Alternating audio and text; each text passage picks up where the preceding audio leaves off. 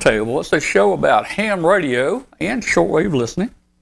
And we welcome you tonight if you've joined us there on video and watching. And if you're out there on shortwave listening to the shortwave listener, we're glad you found us. And we're on the same spot every week.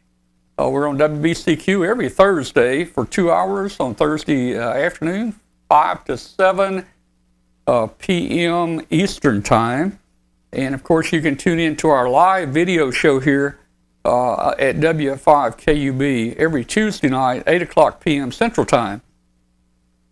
If you will, hey, hit the, let me see, I got a bunch of buttons I got to hit here. If you will, hit the subscribe button. We'd like to get you to subscribe. Let me see if I can help you out there. The subscribe button should be right down here somewhere, I'm thinking, I hope it is. Hit that subscribe button. It helps us out a whole lot. And please join our Facebook group. It's called W5KUB. W5KUB. We've got over 13,000 hams and shortwave listeners and electronic enthusiasts in here. So, hey, we got a lot of things going tonight. Exciting night. Just a bunch of different things. Man, oh man, I'm excited about tonight. Right before the show, I met a person, and man, I feel like he's a friend from way back, but we just met. And I'm going to say hello to Benjamin Harrison on here. He's in here. Ben, ASP K29. K29 was his, I guess, his call or his position number, his car, whatever he went by.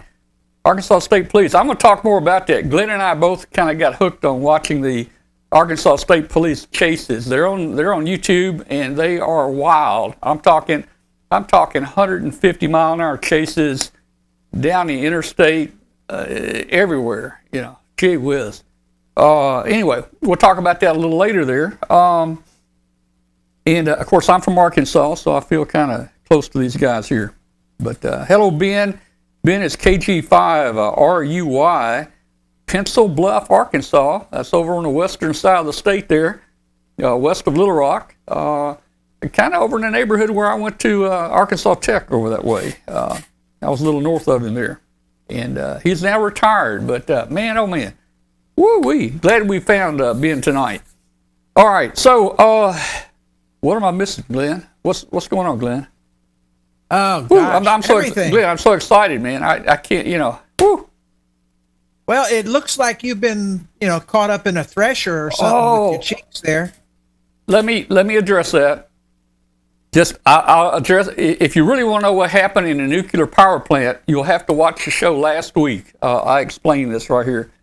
But just to let everybody know, hey, I had some real light redness on the cheeks. I mean, very small. I wasn't worried about it, but it could turn into precancer. So my dermatologist said, take this chemo cream and rub it on there, and it'll take care of it. So, guys, what was almost nothing spot turns out like two headlights on right now. I tell you. Now I finished my medicine. I finished it. I think it's going to get worse for the next couple of days. It's a little sore.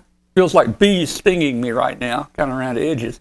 But I watched videos on this, and in about a week, this ought to be cleared up where it looks normal.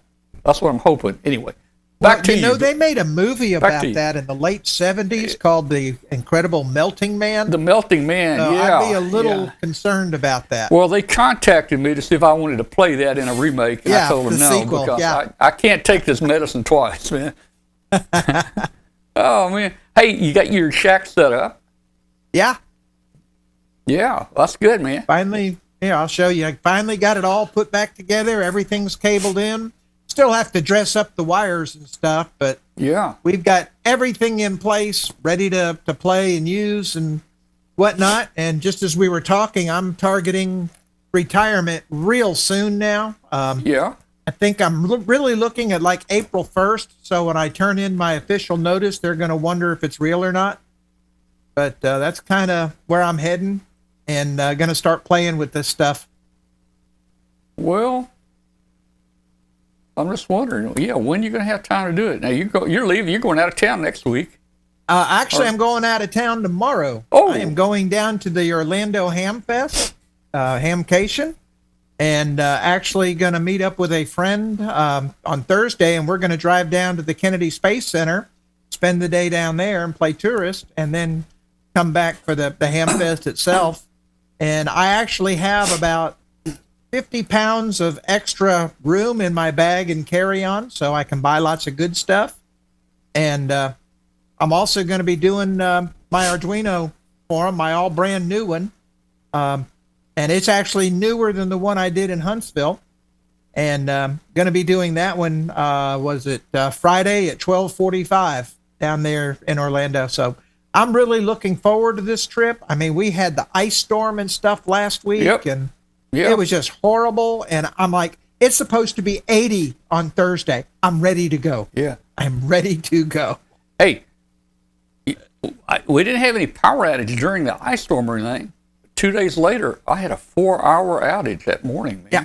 I had about an hour and a half outage a couple days later as well. I saw them. They were working across the street, and I don't know if they had a tree across the lines they had to chop up or whatever, but they did have to drop the power to do the work. But fortunately, everything here is on battery backup, so I got everything shut down clean and no harm, no foul. Everything's good. Well, I got to run it on a new home generator, so we ran 4 more hours. So in the past year now, I've run about 20 hours. So, I'm down to about $200 an hour operating expense right now. So, the more I can use it, the cheaper it gets. So, I'm hoping for another outage.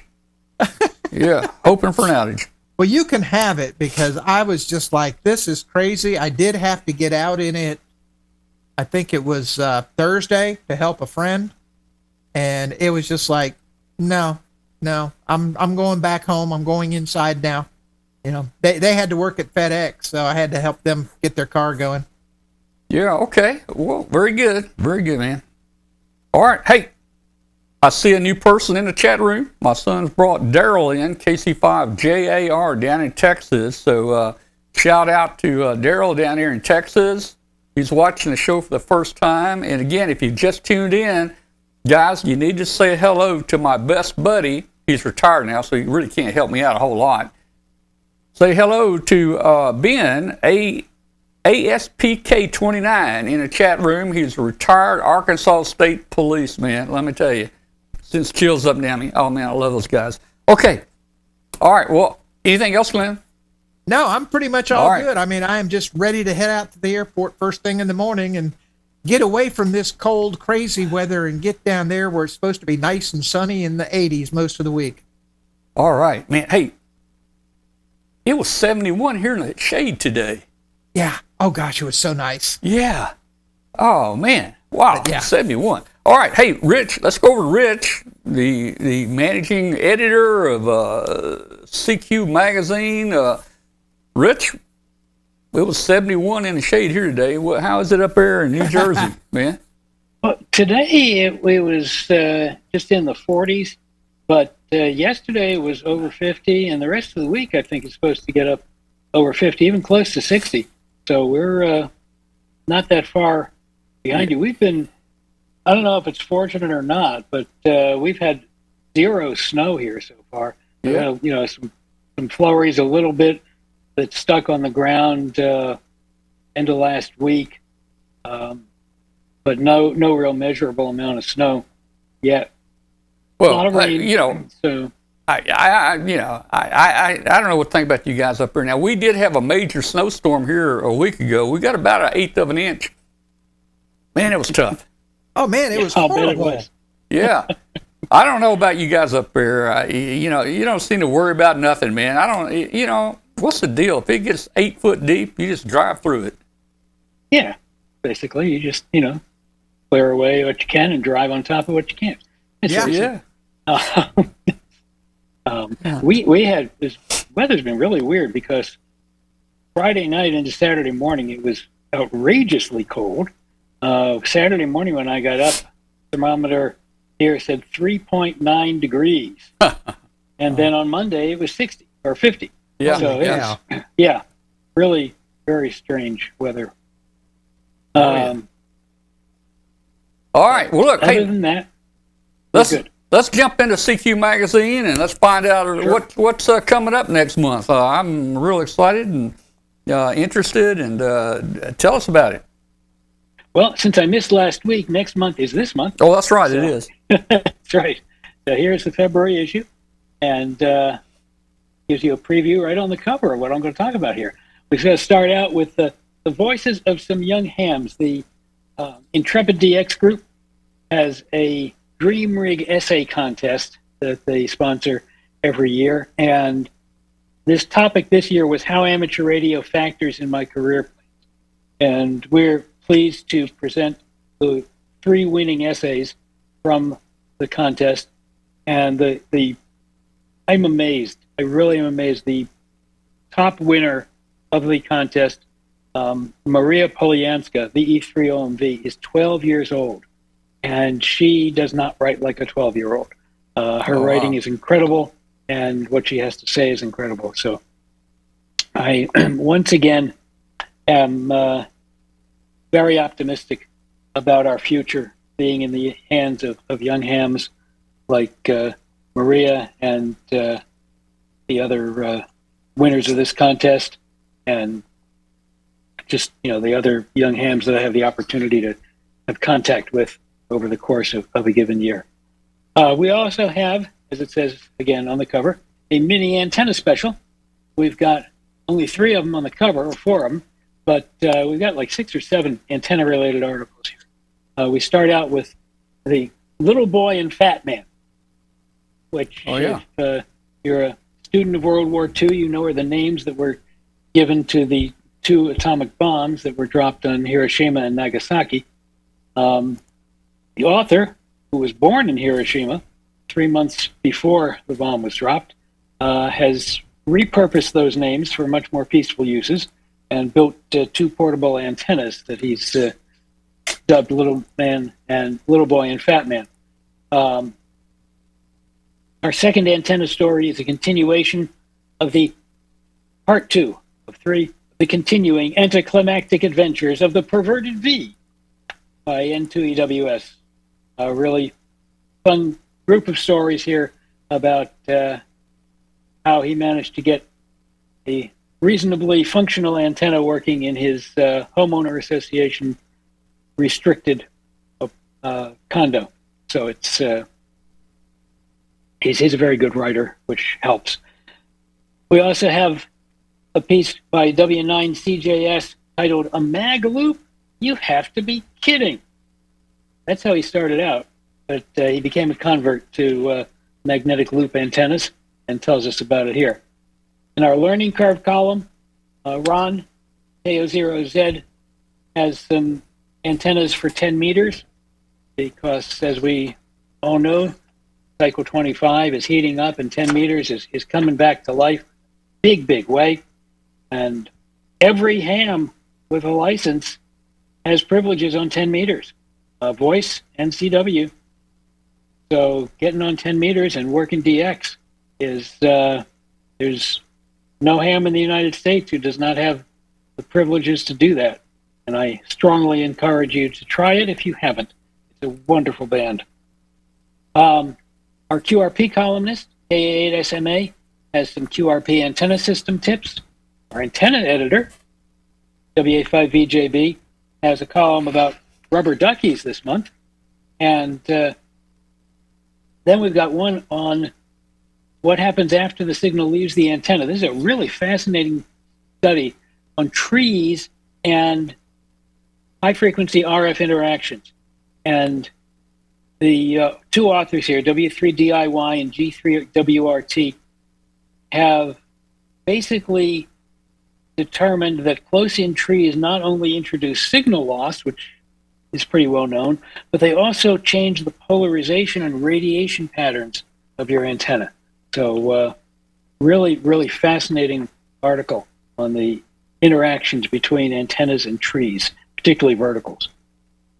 And our last antenna article is about not antennas. It's our mobiling column. We have a new mobiling editor as of this issue, John Kitchen's NS6X. he's filling Jeff Reinhardt's shoes. Jeff has been writing 2 columns for us for the past 20 years, both mobiling and Magic in the Sky. But he's decided to back off to just one of them, and he's going to continue doing Magic in the Sky. And we've passed along the mobiling column to John, NS6X. And one of the things he's writing about is his brand new Ford F-150 pickup, which he figured would be a perfect spot for all sorts of great antennas, till he discovered that all the exposed metal is aluminum, and he can't put a mag mount on it. So he's still working with his dealer and the Ford technical people on the best ways to install radios and antennas in the truck. Moving away from antennas for a minute, we've got the results of the 25th CQ Worldwide Fox Hunting Weekend, which was held last spring, and a project article on building a fox hunt variable attenuator. You know, if you're on a hidden transmitter hunt and you're getting close to the fox, a lot of times the signal is going to be overwhelming your receiver, and it's very hard to get a bearing on where it is. So you want to be able to put an attenuator in the line to hold down the signal. And this is a nice article on one way of doing that. And it gives you variable levels as well, which is a big help. And our DX column, which in any other issue probably would have been up front here, but there's so much other cool stuff. It's on a DXpedition to the Andaman Islands back in April and May of last year. It's a VU4W. It was a one-man DXpedition by YL2GM. It wasn't planned that way. He was going to have some of the local VU hams with him, but they had to cancel out at the last minute, so he ended up doing the whole expedition on his own. And we followed that up with a CQ Classic from what issue here? Let's see. 2005, about the first DXpedition to the Andaman Islands, which happened to occur just around the time, if you may remember it, the 2004, a huge earthquake and tsunami that just ravaged the Andaman Islands. And this DXpedition was there and on the air and instantly switched from DXpedition mode to disaster mode, and for quite a while provided the only communications off of the islands and within the islands as well. So it was a great amateur radio public service story then, and shows the value of the practice that you get doing DXpeditions and things like that. So we've got that as our CQ Classic for the month. The WPX season starts this month. The WPX RIDI contest is at the end of February, then the single sideband WPX contest at the end of March, and the CW weekend in May. So we have our annual WPX crossword puzzle to get things started. K8ZT, who is our ham radio explorer columnist, does these puzzles. All the answers are call signs or close to it. It's a lot of fun to try to do, different prefixes and things. WB9YBM is continuing his 3-part series on how to get the most out of your scanner or your scanning ham rig, either one. This month's article is on frequency organization and the best way to set up your banks of memories to have things easily accessible when you want to listen to them. Say you want to listen to the Arkansas State Police, for example, and you're within range, then you want to be able to quickly find where those frequencies are. And he's got a good method here for categorizing different things and for rating of different frequencies that he's listening to as he's trying to figure out what's where. In our maths notes column this month, WA2NDM has some simple RF circuits. He's got ultra simple field strength meter, and a 1 watt RF power meter, but that you can build a minimum of parts. And that's part of a series that he is continuing with on simple test equipment that you can easily put together and build. In the listening post column for our shortwave listeners, we've got a report on WRMI now relaying the voice of Mongolia, and a bunch of other interesting little items, and of course our listener logs.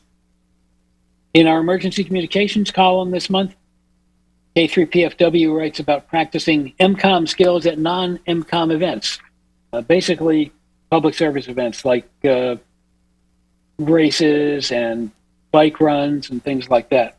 How to hone your skills by providing community service at events like this. In our kit building column, K0NEB has a static-free project on building an FM stereo receiver, which is a great beginner project if you're teaching people about soldering and kit building, and doesn't even have to tune the ham bands to get people started. And moving toward the back of the issue, we've got our VHF Plus column. And for DTF is writing about scatter modes from planes to rains and off of airplanes if you live along a flight path or someplace, and that's called airplane scatter. And then up at 10 gigahertz, you can do rain scatter because the rain droplets are the size, they're basically a quarter wavelength at 10 gigahertz. Big rain droplets, and they act like dipole antennas, and they will re-radiate your signal and greatly expand your range on what is supposed to be just a very local line of sight band. And you can work all sorts of cool DX on 10 gigs with rain scatter. I love propagation and the whole, everything about it that we are still learning and don't really know, and what you can do on different bands that you're not supposed to be able to do. That's one of our great things in ham radio, is playing with things and doing things that are impossible because you didn't know they were impossible, so you did it anyway. Back to the issue, our awards column takes a look at the Straight Key Century Club's Worked All States and Rag Chew Awards. It's good to have an award for rag chewing. We've got a lot of people who are just into making contacts and moving on and making contacts and moving on. And we seem to be losing the art of conversation. In fact, that's the topic of my editorial for this issue, is exactly that, losing the art of conversation on the air and encouraging more rag chewing. In addition to just, working countries for more wallpaper. That's great. We love it. We issue wallpaper. We sponsor the world's biggest contest. I have nothing against contests or DXing or working DXpeditions, but in balance, we need to also continue to have our tradition of rag chewing stay alive. Speaking of contests, our contesting column, we'll wrap up with this one, has you prepare for the February WPX RIDI contest by optimizing your contest exchanges. N3QE has some tips on keeping your exchanges short and getting the maximum amount of information into the fewest number of characters that you send. And he's going to follow that up in March with an analysis of the most frequently made mistakes in contest exchanges, which is a really amazing piece of statistical analysis.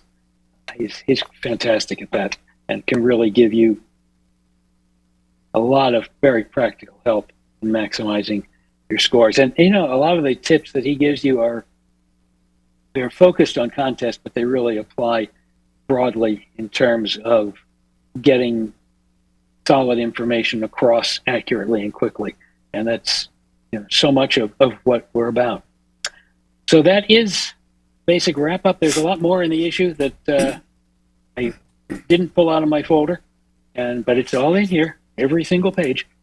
Something there for everybody, and it is hopefully everybody who is a subscriber has it in their hands now, either the print edition or the digital edition. That's basically it for now, and we're in the process of wrapping up March, so that'll be heading to the printer very soon too. Yeah, we're going to see you again real soon. This is a short month. Yeah. So Yeah. you'll be back with us here real soon here. Hey, thanks a lot. And yeah, hey, you're right on with about that 10 meter, and every license has that capability to use voice now on 10 meters, and it is hot. You know. Yeah, Yep, I remember. Go ahead, Rich. I was going to say it has always been my favorite band, with some competition from 6 on occasion. But overall, 10 meters has always been my favorite band. One of the things I love about it when it's open is that you can just watch the propagation move from east to west during the course of a day. It's just so cool. Yeah. Yeah, I agree. I really, really enjoy 10 and 6. But I remember back, I want to say in the early 80s, late 70s, when the sunspot cycle was up, everybody had the converted CB radios in their cars, working 5 watts on 10 meter mobile, and you're working the whole world from the car, and you just don't know where you're going to get, in that particular time of day going to or from work. And I loved it. I really, really loved it. I'm dying to do that in the car now.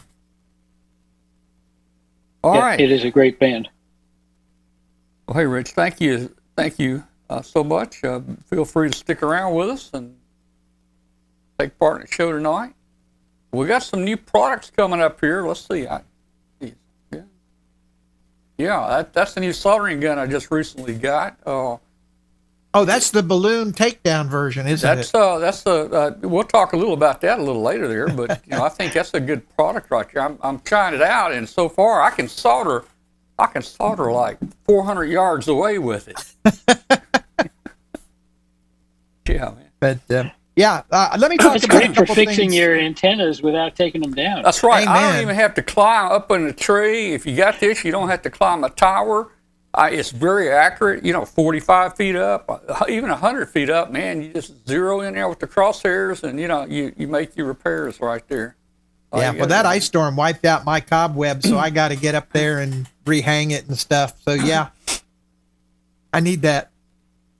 All right. Well, we got a lot of little things tonight to talk about. We'll have some fun tonight on things like that, and going to give you an update on my satellite station and some other things that we got going tonight. And, hey, one of the big things is the China balloon, man.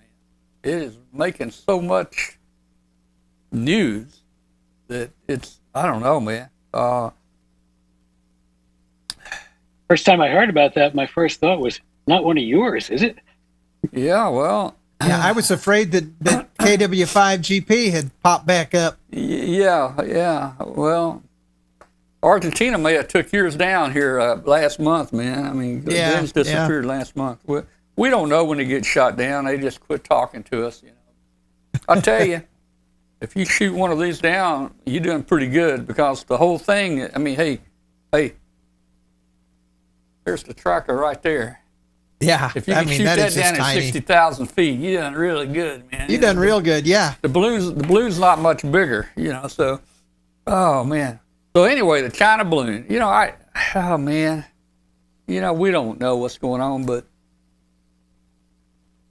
you gotta think. I don't have to. I was going to say, you got to think that the Air Force knew what they were doing, but since I left 50 years ago, I'm not so sure they knew what they were doing, okay? Well, some of the claims I'm hearing is that thing was steerable. How are you going to steer a balloon like that? Well, I don't know. It could have some propellers on it. It had plenty of power up there. Did you see the solar cells on that sucker? Holy cow, it had as much as the space station. It had some power to it up there. That's enough power right there to run several homes right there. Yeah.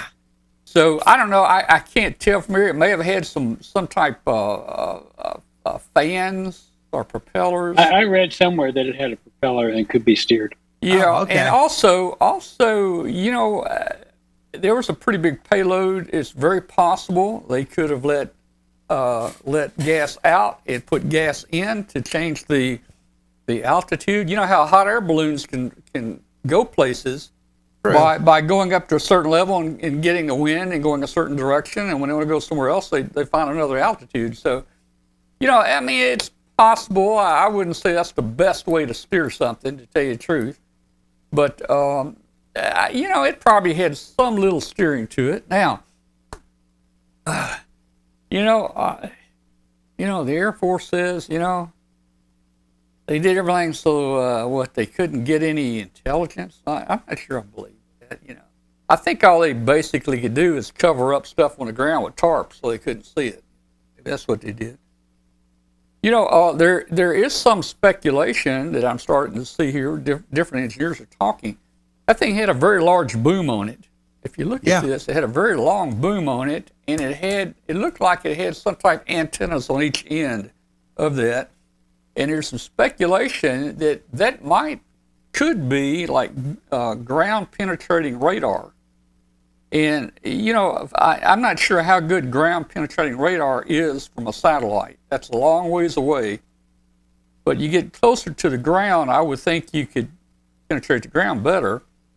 There's probably things to see under the ground, tunnels and stuff like that, that maybe you wouldn't see otherwise. So I don't know. I watched the video of them shooting it down, and I was a little disappointed. I mean, Glenn, you and I, we're balloon experts, okay? I don't think they knew exactly what they were doing. They took that missile. They did take the warhead out of the missile, the explosive. But it looks like to me the missile hit the payload dead center, and it looks like to me the payload just disintegrated. Yeah. I would like to. Well, first of all, guys, let me tell you, a Sidewinder missile cost $399,500. I was going to say that was an expensive takedown. That's a Sidewinder missile, $399,000. Now, if you take a 40 millimeter shell, that costs $27. Now, here's the way. If I was in charge, see, I've been out for 50 years, so I'm old school. What I would have told the pilot would be to put one shell through the balloon and puncture it, and that way it would have deflated. Our experiences on balloons, when they get a hole in them, they deflate slowly and they come down slowly. That would probably have saved the payload.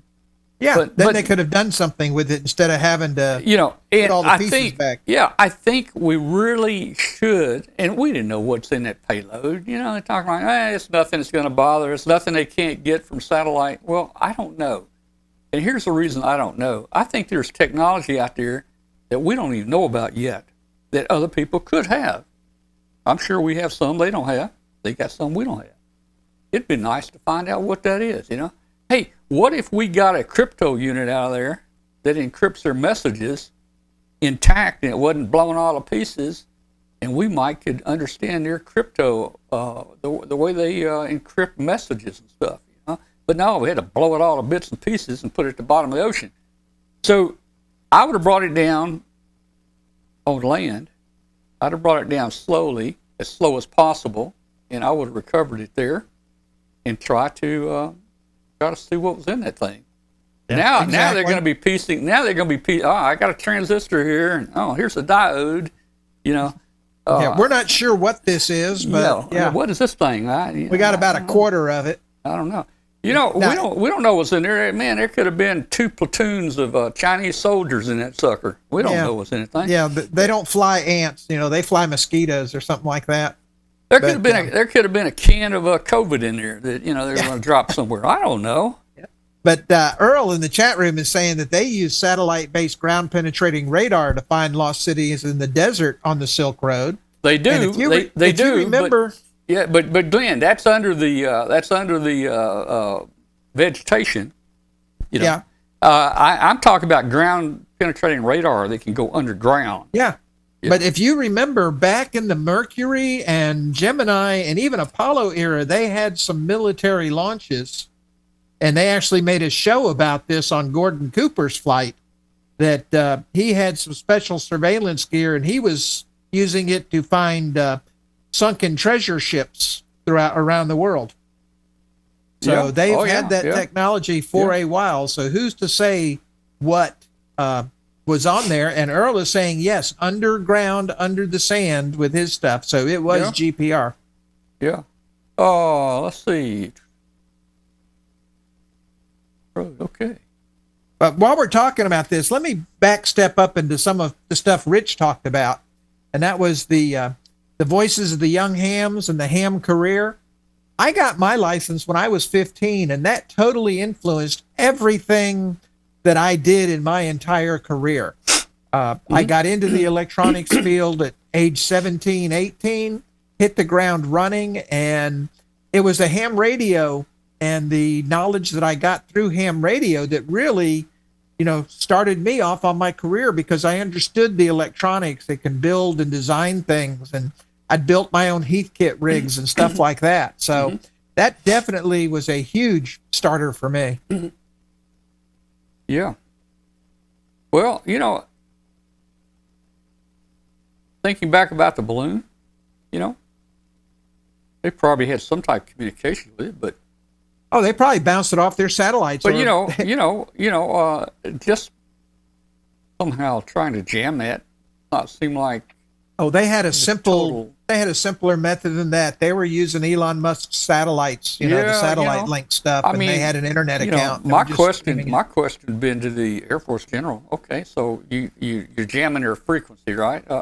What if they're recording this and they're going to play it back later when they get over England? That they've already got our information, So I mean, there's a lot of questions. I don't know. Well, here's the bigger question. When did they first notice it, and why did they let it get where it was? Because they said it was no threat. There's so many stories. There's just so many stories out there about this. There was no threat, and we're watching it, and we learned a whole lot more about it by watching it instead of shooting it down. Well, I'd I'd have shot it down and taken it apart later. Yeah, I'm not so sure about that, And hey, let me tell you something. Well, I think maybe the FBI won't be knocking on my door, but my last year overseas, I was in a security service, and we flew a drone to intercept and collect information. We flew a drone over the Yellow Sea between North Korea and China. They knew it was out there. They would launch planes and try to shoot it down, but they never caught it. But that drone, it was a jet drone, actually, and it was about this, I imagine, well, it was bigger than my pickup truck. All right, but it couldn't land like drones land today. And we would send 2 helicopters out with hooks on them to bring that thing back. It would come back, it would open a parachute, helicopter 1 would hook it and bring it back to the base, and the next day it'd go out again. Heck, I don't know. Somebody said, what's a 40 millimeter shell? What's the range? I don't know, but let me tell you, there's controversy about the actual altitude. They say 60,000, but they say it was as low as 30,000 at one point. I heard rumors that it was around 48,000 over the U.S.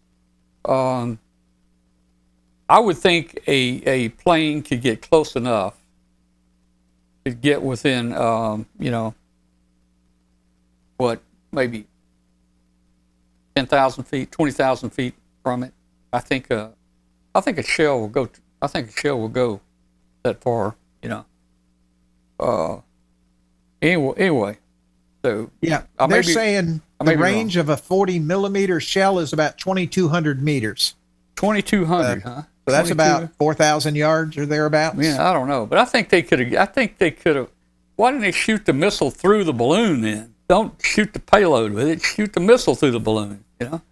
I tell you, the pilot, he was dead on, man. He must have had the crosshairs right on the payload, because the video I'm looking at, man, it hit the payload. Yeah, Yeah. Well, it may have been, whatever little heat that it was putting out. It locked on there because the balloon probably wasn't the putting out any- Sidewinder, the new Sidewinders aren't totally heat sinking. Not totally. They Okay. have infrared and a lot of other things they use on there. In fact, they even took the explosive payload out of this one before they shot it. And of course, I don't know. There's also rumors that the thing could have been booby trapped to explode. So That's the other maybe- thing they were worried about. That may be why they took out the electronics, is they were worried it could do something. I don't know. Well, anyway. And that may be why they waited for the ocean as well. Yeah. So anyway, I don't know. We'll probably never know the real story here. Probably won't know. Oh, we will once they declassify Well, I don't know everything if in we'll about know the real 60, story. 70 years. I don't know if we'll know the real story or not. Oh, man. You know what? The thing could have had specially trained ants in it Yeah. flying it. We don't know, man. We just don't know. I wonder how long an ant can hold its breath underwater. I don't know. Man.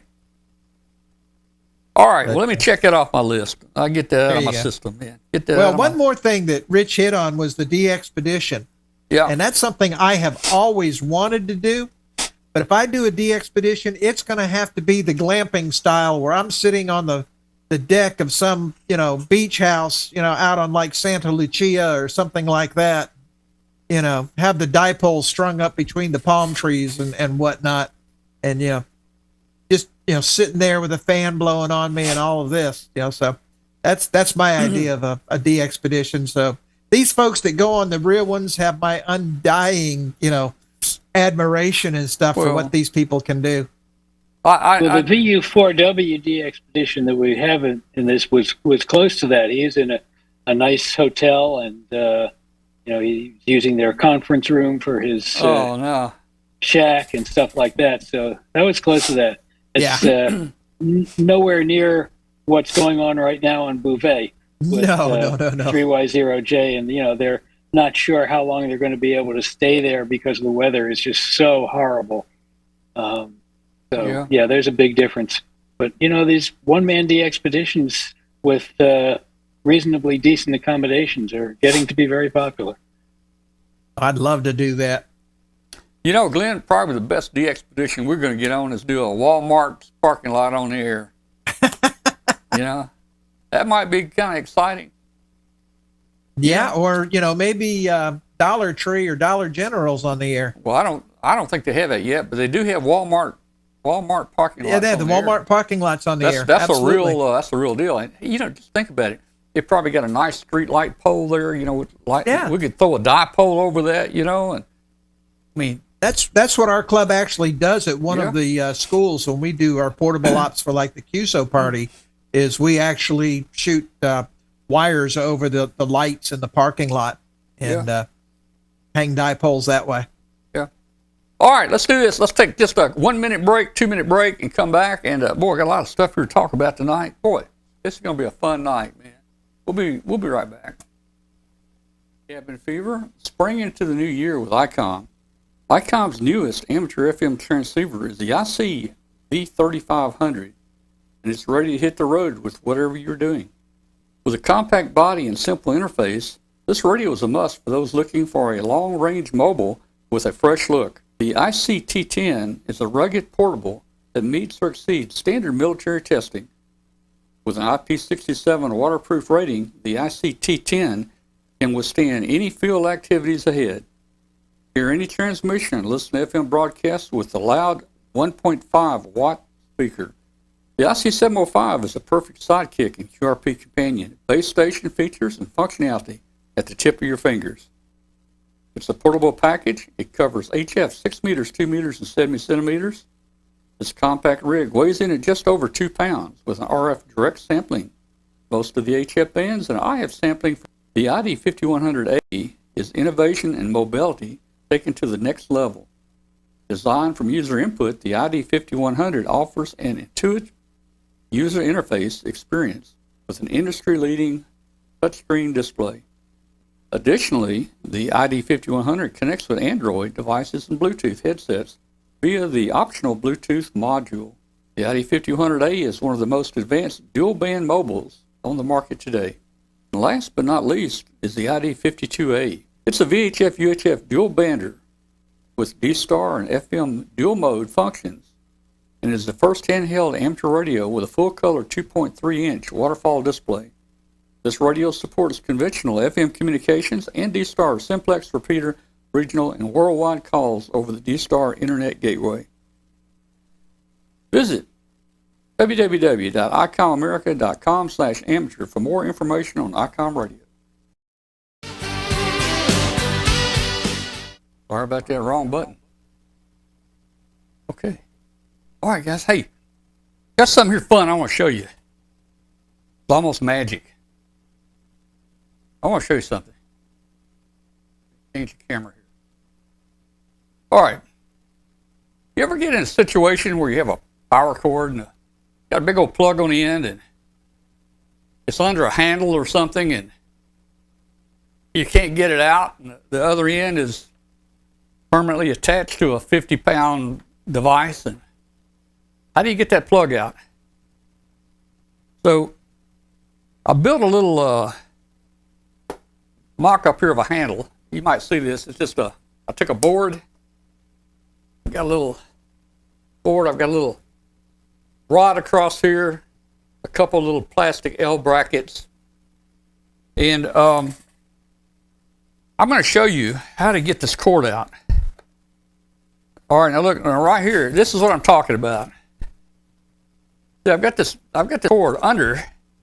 Hey, this plug is under that handle. You see that right there? And it won't come through. You can't get it through the handle. Now, I'm going to show you how to get that cord out from under that handle. Now, this cord here is real old, it's stiff, and it's hard to, it's not very flexible. So what I'm going to do is, I'm going to use like a power pack with a little bit smaller wire so I can demonstrate it easier for you. I just use a pair of wire cutters, cut it in half, and slice it back. We can't use wire cutters. Can't use wire cutters. So sure I can. Well, let's say you don't have any wire cutters, and let's say the wire is made out of kryptonite. Most of my wires here. I'm not Superman. That won't slow me down. Well, what? That won't slow you? You say you are Superman? I'm not Superman. Oh. Kryptonite has no effect on me. Well, that's true, but it's a tough metal too. Okay, yeah. So here we go. I got a little video I put together. I want to show you how I can get that plug out from under that that handle without cutting the plug off. I'm going to show you this. So let's pull here. I've recorded it twice so you can watch it twice. All right, so let's see. Watch this right here. Let's see. Here we go. All right, here we go. Watch closely, guys. Watch closely.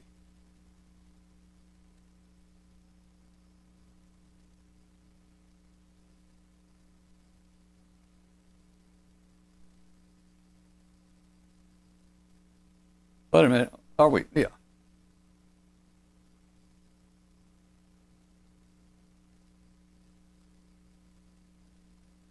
Well, wait a minute. Something's going on here. You recorded this in the dark, so we can't see the trick. Something's going on here.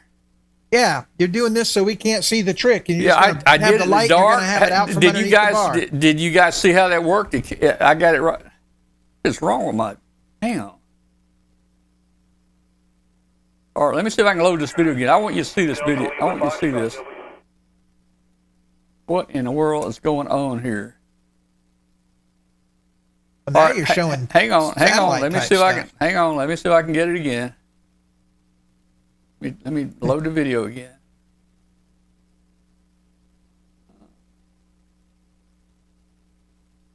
Okay, guys, I want to show you something I learned. You know, we're always getting power. Okay, that looks like it's going to play. Vacuum cleaner. Yeah, it's playing right now. And, you're not hearing any audio, but everybody else is. And so I built this little jig right here.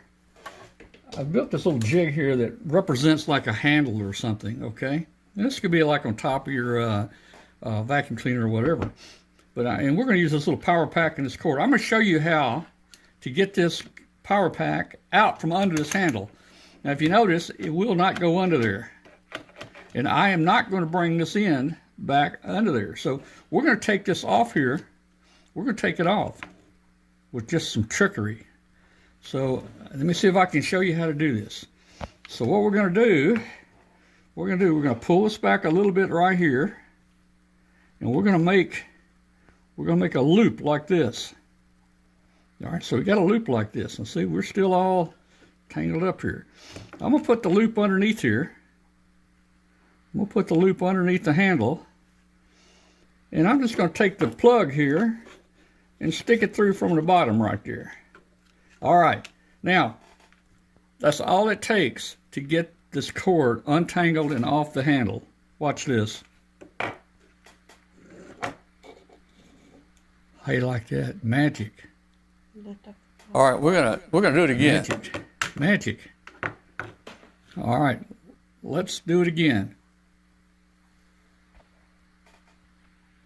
Okay, we're going to look at this a second time, but we're going to go through slow motion. Is this slow enough for you guys? Okay, here we go. You notice we're around a handle or a pipe or whatever. It won't go underneath. I don't want to cut. Now, wait a minute. Cut the wire here. So we're going to use that magic again to get this out from under here. So what we're going to do is we're going to just bring this, get a little slack right here. You can see nothing trickery. Now watch closely. We're going to twist this a half a turn like this. Yeah, I'm seeing how you do this. Make a loop like I don't this. think you are. That doesn't match up with the original gray power cord you were showing. And then we're going to put the plug No. I see the through trick. the loop. Like that. Now, we're completely removed from the handle. Watch. What do you think, guys? I didn't bring either Think you can do end it? under that bar. Okay, guys, I see it want to again? show you something. I want to see you do it with the gray cord. I can do it. The problem is the gray cord is so big, it's going to break my handles and stuff, and it'll break my little we can't plastic. get it out. And so I built this little jig plastic right here. angle iron here. I built this little jig. I can do here it with that the. I can do it represents with, like a with handle the gray or cord. I something, mean, okay? big gray cord. This I've could done be it. like on top of your vacuum It cleaner works. or whatever. But and we're going to use this little power pack. Here we in go this cord. again. I'm going to show you how to get this power pack out from under this handle. Now, if you notice, it will Because not go that's under already there. got a pre-existing And I am loop not going over to the bring bar, this in whereas back the under other there. one So just we're had gonna it take straight this off under here. the bar.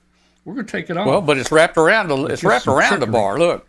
So Yeah, And I'm not it's going to around bring. the bar. And That's I'm not what going to it's bring. I'm not going to bring So what we're either gonna end do, we're going to out. pull this back a little bit right That's here. the key. It's completely circled We're the gonna bar. make- And I'm not bringing any end We're out. going to make a loop like Yeah, but this. you're untangling it. You're not So we got a loop actually like this. And see, getting we're it all still the way through. Well, tangled no, up you are here. getting it out. Yeah, I'm gonna that's put the loop underneath here. that's a trick in how that loop We'll is put the done. loop underneath the handle. And I'm just going to take the plug here and stick it through from the bottom right there. All right. Now, that's all it takes to get this cord untangled and off the handle. Watch this. That's just one of those How you like magician that? knot Magic. tricks. All right. All right, guys. Magic. Magic. Let me turn this All off right. and go back Let's to do it camera. again. All right. So, I'd like everybody out there. Oh, we got echo? No. I'd like everybody out there to try that at home. You may have to pull up this video. This video is recorded. Pull up this video tomorrow. Go about 54 minutes into the video, and you'll see here, and you can place your wire around a handle just like I did there. You can do the loop, go through the loop, and pull it right out, and you'll see it works. And I did it with the big cord around around a baseball bat or something, but it'll break my little gizmo there that I built. Okay, well, hey, I just wanted to teach you that. Let's see. Not getting many comments on it. I'm not sure people believe it or don't believe it, Well, Clifton is calling it that old ham magic. but it works. You know, Yeah, it does appear to work. There's it a works. trick to that one, though. it works. And I want to tell you something, Glenn. I thought it was impossible, and I thought there's a trick here, the way it's being loaded up to start with. I'm thinking there's a trick. I bet you I have spent 4 or 5 hours tracing frame by frame by frame down, and watching that wire move, eighth of an inch at a time to try to figure out what's going on, and I still can't figure out what's going on, man. I still can't figure it out. It's just magic. Yeah, I think it is. Okay, well, so I thought that was kind of neat to bring to you guys. If you ever have an extension cord or something hung under or something, just use that magic, ham magic to get the plug out. So hey, let's talk a little about our long range soldering gun here. I think we're going to start selling these. I found that it works pretty good, Glenn. What you can do, you can get different tips for that. See, I've got you can put a much longer tip in there. So if you put the tip in there and you got your scope right there all lined up, you should be able to solder just about anything you want to. Wonder what I can get for that on eBay. Well, the scope alone's worth a couple bucks. Yeah. The loop there on the gun itself. I mean, that looks like it's just some number 8 or number 10. Number 10 or 12. So I might put that on eBay and see what I can get. Starting bids $400. Yeah, long range soldering iron. Yeah, $400. No one else. Only one in the world. Yeah. And we'll see if somebody will buy it. They will buy it. I think they will. They will. Now, what we got to come up next, Glenn, and maybe you can help me with this part. I'll bring you into the company here. We need some way to extend the solder, the roll of solder out there to 1,000 yards away. Yeah. Have you seen the auto feed soldering irons? I've seen that. You could do that. Add an extension rod off the scope, and put it, have it linked to the trigger there. So every time you pull the trigger, it feeds about a 1/2 inch of solder. Yeah. Well, maybe I'll have to look into that. Or take a straw and stick the solder through the straw and do a manual push version of it. And guys on the radio out there listening, this is a Weller soldering gun with a very long extended tip, and it has a 4 times scope on it. Got a scope with crosshairs on it. I'm trying to explain to you what you're not seeing there on the radio. But we'll have to tune in to W5KUB and look at this week's show, and you'll be able to see what we're talking about here. And hey, I'm starting bids at $400. If anybody is interested out there listening with shortwave or whatever, this is a one in a kind. Just email me, go to our website, go to our this week's video, and you'll see what we're talking about there. All right, let's see. Let's see here. All right. Well, let me talk a little about our satellite deal here. So let's see. Let me read the chat room here. Yeah, the Chinese are going to steal and market our gun. Right, the scope. Yeah, Earl, I'm the same way. I keep having to get higher and higher magnification on stuff to solder. I actually got a pair of those, what do they call them, magic glasses or whatever, that have the LED lights in the magnifying glasses as well, and that's what I end up using to solder with. Alan says the video gets taken down for showing a gun on YouTube, and that may happen. Let me tell you, after the Chinese balloon fiasco, people started making comments on our Facebook group, and a lot of people were getting thrown in jail because they used the word, I guess I'll need the SHOOT or SHOT. When they would use that word, they were getting put in Facebook jail, And one guy sent me a note, and he says, Tom, he says, I got thrown in jail for saying, I got mad at I shot my TV, and they put him in Facebook jail, man. He shot his TV. So, I don't know, man. We may not have a show to put on this week if we get, Well, blocked here. there's another piece to that, and that's, right here in Memphis, we have a road called Getwell Road, and its original name was Shotwell. Well, I think and during World War II, it had hospitals and stuff where they would bring the injured military folks back to recuperate.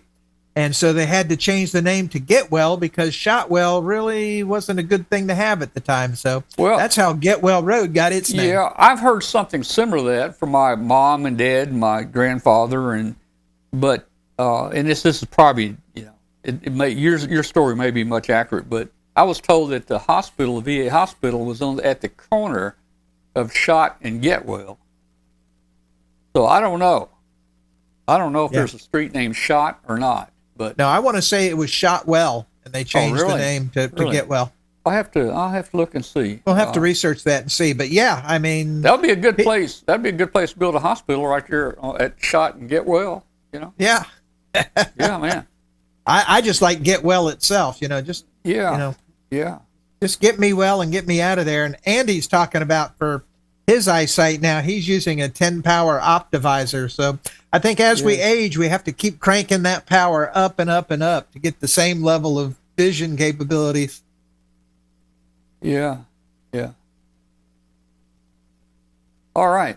Let's see. Let me talk a little about our satellite system here. Guys, I'll mention again, we're really happy with the satellite system. That is the entire satellite system in that little box right there. That's about 4 inches by 3 inches, and everything you need to work satellites is in there. All the what is it, Kepler files, all those things. All the Keplers, yeah. Kepler files, all those kind of files are downloaded and they're updated in there, and all the satellites are listed. And boy, this thing even drives your azimuth elevation rotor, which I've got. I haven't got it up yet, but I've got the G5500 that hopefully, with 71 degrees out there, hopefully I can get out and put this up soon. So there's the two-piece rotor. One is the azimuth, the other is elevation. You can mount them together. I'm going to use mine separately on the same mast. That way I won't have all the weight at the very top. But there's my satellite system there. You can see I've got two different rotor control boxes. And during a satellite pass, it's real difficult to concentrate on moving that antenna azimuth and then moving the elevation up and down, and it breaks your chain of thought. So Exactly. This thing does it all automatically. It's going to move and steer the antennas automatically, and keep them right on the satellite. And I've got a video here I did last day or two. Let's see if I can find it. And I was operating manually. Again, this is a satellite pass here. This is of the ISS, the International Space Station.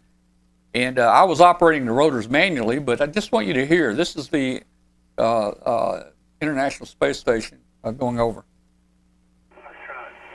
Delta Lima Foxtrot, WU, Echo Mike 41.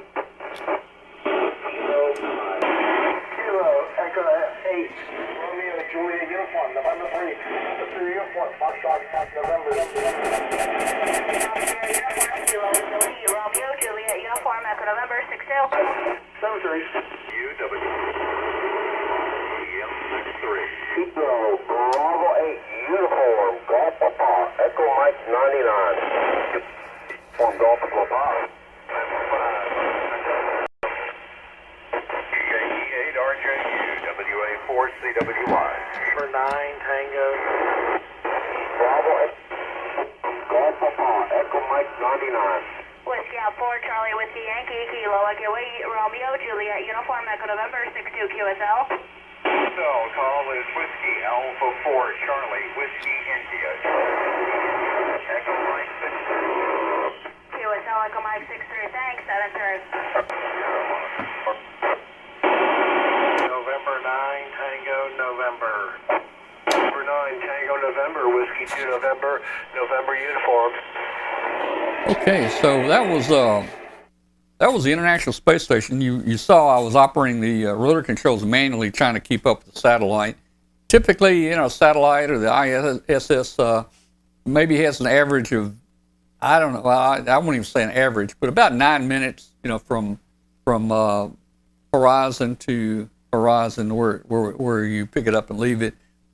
If it's further out, more toward the toward your horizon. I mean, if it goes straight over, you have it for a lot longer from horizon to horizon. But if it's way off at a distance, you may only have a few minutes, 4 or 5 minutes, and with the elevation is not very high, it's not going to be quite as good. But you can see I was getting a pretty good signal. That was the space station, and you could hear people making contacts through it. And satellite contacts are much different than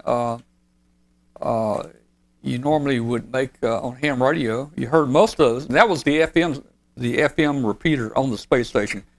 So that was actually people making a contact through the space station.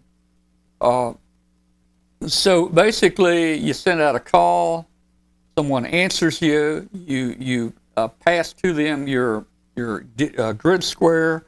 They give you their grid square, and then you say thank you, goodbye. And then someone else does the same thing. Call letters, grid square, goodbye. So the contacts are very short, especially on the FM birds. The FM bird, you only got one channel, and everybody's trying here, competing against it. So, but on the linear satellites, the sideband satellites, you've got a certain bandwidth there. You can actually tune up and down at bandwidth, and most of the spots in there are vacant. No one's talking on them. And you can actually call CQ. You can actually carry on a conversation, about the weather or whatever you wanted to. And you could keep that conversation going for, 5, 6, 7, 8 minutes. But on the FM birds, it's pretty much call letters, grid square, and that's it. Yeah, because you've only got the one channel. Yeah, only the one channel. I like Rick that was over here with me, helping me. Rick has worked all grids, and a lot of people work all grids, or they're shooting for all grids in the United States. I think there's only been about 15 people in total that have ever worked all grids. I may be wrong on that. Yeah, there's not very many. What do they call it? The Fred Fish Award? Yeah, hey, Rick's in the chat room. Rick's in the chat room there, and I think Rick was number 3 to achieve this. So, hey, Rick, if you're out there, hey, I'm getting ready to. The weather's getting good. I need to get those antennas from you. I can come get them, or if you'd like to come over someday, please do that. We can do it either way. It's good weather here. I'll probably put the rotors up there and get those new antennas on. And like right now, my UHF antenna is 11 element, just a straight 11 element Yagi.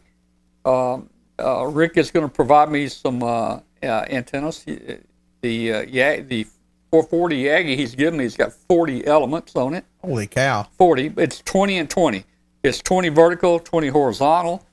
It has right-hand circulation, right-hand polarization, and I think there's even a switch to flip it to left-hand polarization. I don't understand how that works, but that's supposed to make a big difference there. And on the 2 meters, I'm gonna the 2 meter antenna he's got with the cross things. I'm gonna lose a few elements. I think I'm going from 11 element down to maybe a 7 element. But then again, he's got the 7 elements vertical, 7 elements horizontal, and it's matched for the circular polarity and all that kind of good stuff. So hopefully there will be some improvement there. So when the weather gets better, up on the roof, put the azimuth elevation rotor up, put the 2 new antennas on it, and then I will be automated here, man. And Rick, Rick you, is saying that he was number 53 Gridmaster. 53? Yeah. Now, wait a minute. No, I don't think that's right. Rick. Well, that's what he put in the chat room, 53 Gridmaster. All right, Rick, that ain't right. And you the man, but I'm telling you that's not right, okay? You were not the 53rd person to work all grids. I think you were number 3. Rick, aren't you number 3 in working all grids? Answer in the chat room. Yeah, and also here, W5DPH said that thanks to you, he bought one of those sat boxes, and it's great. And, you know, even though I have my own Arduino-powered one that I built, and it's actually been updated, and that one's going to be in my new book that we're in the process of editing right now, so it'll be out late spring, early summer. I'm looking to buy one of those sat boxes just for the convenience of not needing a PC and stuff. Yeah. So and I may come back from Orlando. You don't need internet. You can take that box out to a park, and you don't need internet. It'll work. Rick says he's number 3. Okay. But there are 53 people that have worked all grids. Oh, okay. There are 53, but he's number 3. That He's sounds number 3. more He like was number 3. All right, Rick. Hey, man. Yeah. But, Rick is the guru here in satellite. Rick's the guru. I'm going to have to get me one of those sat boxes and play with it and see. But man, I'll tell you what. This is I mean, you would think that little box is rinky dink, whatever. That box does. No, it's a nice looking box. It does everything. I'd like to see them do a color TFT display rather than the old LCD, but that's just me. I'm picky. Or e-ink. I've really gotten into the e-ink displays, and I'm really loving those. Yeah. Well, it does everything I found in the other things, and to me, it's even simpler. And maybe it's because, I'm new to it, but I like it. It beats cool. the manual cool, on the rotors it's by cool. far. Yeah, That's doing cool. it manually. You could take it out. You could take it out in the park, and you could use an antenna like that with it. Exactly. And if you look at this, the very top line up here, it tells you azimuth 177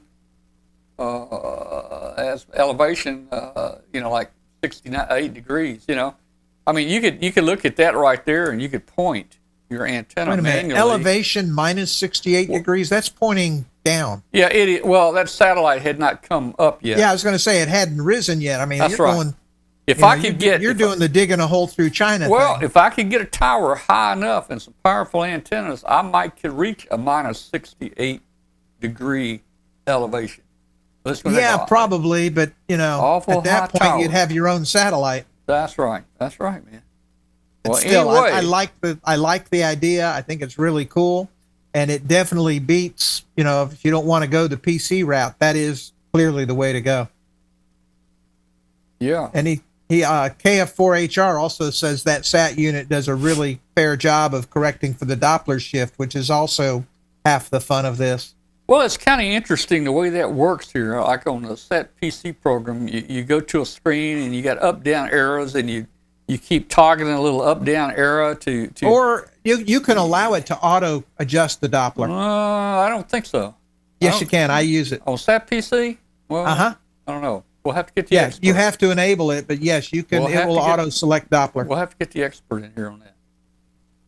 Okay. But this right here, I mean, you can the way they set the Doppler is you hit the RIT button and you tune a RIT till your voice sounds normal, and you're set. Yeah. And then you can take that RIT number, if it's like a minus 1.3, you can actually key it into a field in the SAT hardware there, and it will save it. But I mean, it's just as easy just to turn the RIT until you hear your voice, and then you've got it. Then you're on. Exactly. You're on. Yeah. So exactly. That's pretty neat the way they got that working here. All right. And Mark P is saying it was adjusting the Doppler in your video. So. Well, this was. Yeah, this was for sure. Well, yeah. Well. Well, wait. Let me step back. Maybe you and I are miscommunicating. This will do the automatic Doppler shift as the satellite moves. This will change the frequency. Yeah. I thought you were talking about the calibration, that it would do the calibration automatically. No, SAT PC and this will actually shift your frequency Yeah. This will actually on keep the rig. this, just like the other program. It will keep the frequency, Exactly. on frequency with the Doppler shift as it comes close to you and as it goes away. But you have to set the difference at some point. Like up Right. front. Yeah, you got to set the reference point. Yeah. But, Okay. On a different note here, N0RIC, in February 18th, Hoxie, Arkansas, they're going to have their ham fest. I'm probably not going to be able to make that one this year. Man. I've got things scheduled for that weekend. Yeah. I don't particularly want to go over there looking like this. I mean, if I'm better, I might go. And I'm going to be tired from Orlando. I mean, this is next to Dayton. I would have to say, this and Huntsville are my favorite ham fest, and I really can't put an order on any of the three. I just say they're all three my favorites, and I'm just so looking forward to the Orlando right now that I know I'm going to come home and just be totally exhausted for a couple weeks. So I'm just going to chill around the house and just relax. Yeah. Hey, let's do this. Let me see if I got anything else I want to talk about. We'll do this. Hey, let's open the phone. We're going to have a kind of an extended show a little bit tonight. Let's do the after the show. After the show. Sounds good. Let's do after the show. Invite anybody to come into the show on Zoom. So we're going to do that right now. So if you're out there watching, let me pull up the link here. I'm going to post the link right here, and if you click on this link, you can join our show live. All right, here we go. Here's the link. Right. Well, I got to get a bigger screen. You got to get it. Well, you've got so many screens up as it is. Yeah. Yeah, but there it is. I mean, I got a font of about a size 1, and it's on a 14-inch laptop 20 feet away. Exactly. Oh, man. All right. After the show, guys, we're going to the after the show right now. This is where you can be part of the show. Come on in here. Click that link right there. Join us. Just join us. Even if you don't want to talk, just join us, man. And we'd be glad to have you. I'm not going to open the phones right now. We'll just do the Zoom link. But click on that. And I've got several things. Let's see. We talked about the IIS video. We did that already. Update on my satellite system. Power cord, we did that. See who that is right there. That's Earl. Earl's there. Yeah. Let's see. I'm Facebook. Hey, we talked about Facebook blocking everybody. I don't know. Oh. Yeah, I'm getting afraid on Facebook to even type anything. I've been put in Facebook jail a few times too many, so I'm just kind of like, no, I'm just going to be a good boy. And actually, what I get put in jail for is for copying and pasting a picture into Messenger, because I generally don't post borderline or controversial type materials on my page, since I've got like 2,000 or 3,000 followers, and they're following me primarily for the book. So I'm not going to go posting any stuff like that. I just send them in Messenger. But apparently, Facebook doesn't like when you copy and paste pictures from the main screen into Messenger. Well, Chris and I were doing that tonight, and wasn't getting any trouble. I was afraid. They put me in. They put jail. Chris in jail. I forgot he posted some picture that's already been posted like 1,000 times. Oh yeah, it's you just happen to get somebody who's got a little burr under their saddle, and they got to do their thing. Don't say I got mad and I shot my TV. You'll be put in jail. All right, you'll be put in jail. Hey, Earl, come on in here, Earl. How you doing, Earl? I'm good, Tom. How are you? Hey, doing pretty good, man. Good. Having fun tonight. Well, my new buddy, Ben. Was it Ben? Ben, yeah. My new buddy, Ben, he left to go operate. He left. Yeah, he did. He left mid-show to go up and get on the ham radio. I mean, I tell you what, Glenn was over the other day, and I tell you, my wife and I, we found a channel on YouTube. It's called Arkansas State Police. Oh gosh. And there are so many nonstop chases. I'm talking some chases 180 miles per hour. Now that's very few. I can't pedal my car that fast. That's very few. But up to 180. I'm talking on the interstate going like this, in and out of traffic, dodging signs on the shoulder. I mean, going through well, not 180 going through town, but they do slow down at intersections because this is really dangerous, and it's gave me a different view now of these guys and what they do. Now, I was talking to Ben here tonight. He's retired, first time on here tonight, and he retired this last year from Arkansas State Police. And let me tell you, Arkansas is my home state. And Ben says he has talked to many other state troopers in other states, and Arkansas is very well respected. Arkansas is known for being probably the most aggressive, and they get their man. Believe me, they get their man, and they don't stop. And in fact, on Live PD or whatever it was the other night, we were watching, and they showed an Arkansas chase, and they showed two different Arkansas chases, and in each one of them, the Arkansas State Police car rammed the bad guys or something. And they made a comment, well, I don't know what kind of budget they got down in Arkansas, but they must have a pretty good one. Tell you what, if you watch those chases, nearly every chase, they use their car as a weapon. I don't care if it's head on. They use that pit maneuver to. Yeah, they'll pit it. Well, see, they got the casinos to fund them with the money. I tell you what, I mean, they'll pit them, they'll T-bone them, they'll hit on them, and even, oh man, it is something. It's exciting there to watch a chase like that. Crazy. Just like you're in the car with them, and he's trying to maneuver to do the pit, and there's some traffic or something coming up, and you watch this. Now, you can always fast forward to the end and see the outcome of this thing, but the funny thing is, a lot of these people, when they get stopped, what did I do? I didn't do nothing. They chased them for an hour. They chased them for an hour. Chase you for an hour at 180 miles an hour. It's like, what did I do?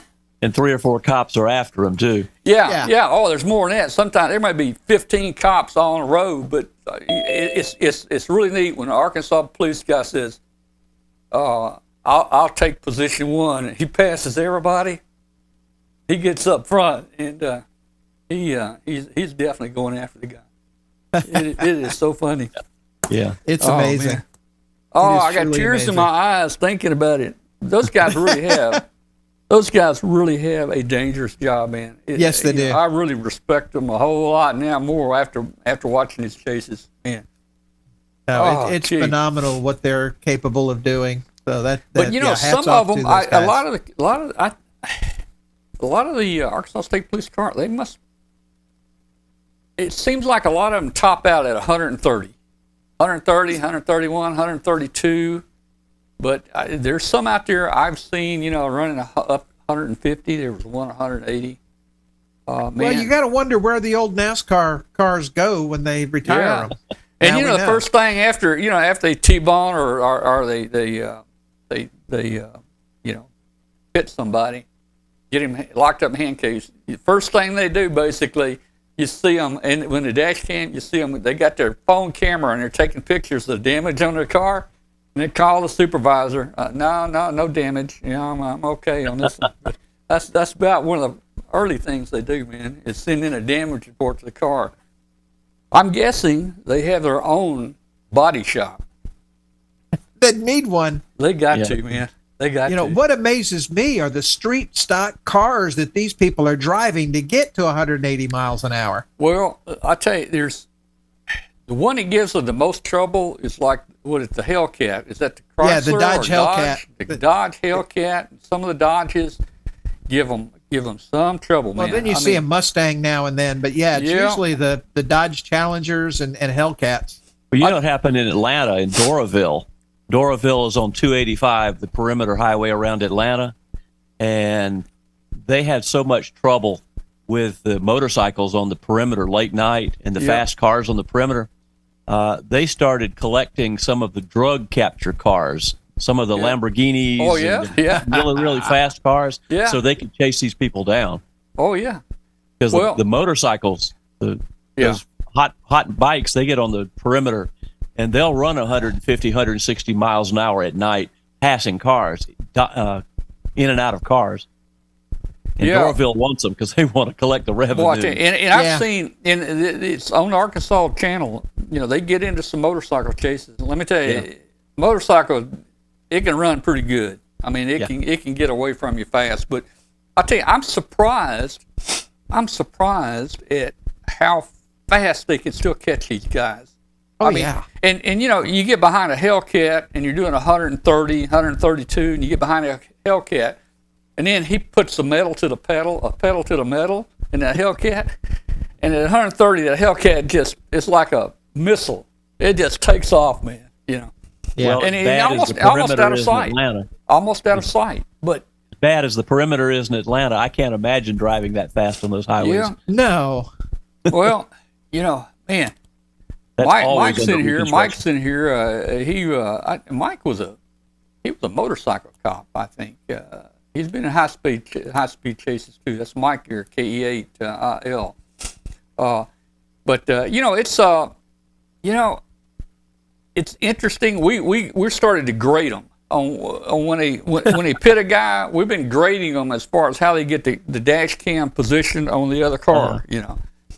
And that's a lot more fun to be able to watch. We usually get audio even if they don't get the dash cam on, but it's fun to watch when the guy they won't get out of the car, and then they break the window out. Of course, they got to get him out of the car, break the window out, and then it's really fun when they send that fur missile, send that dog in the car. That is the fun part right there, man. I thought you were talking about one of Glenn's cats. Yeah. Yeah, that too. Yeah. Oh man.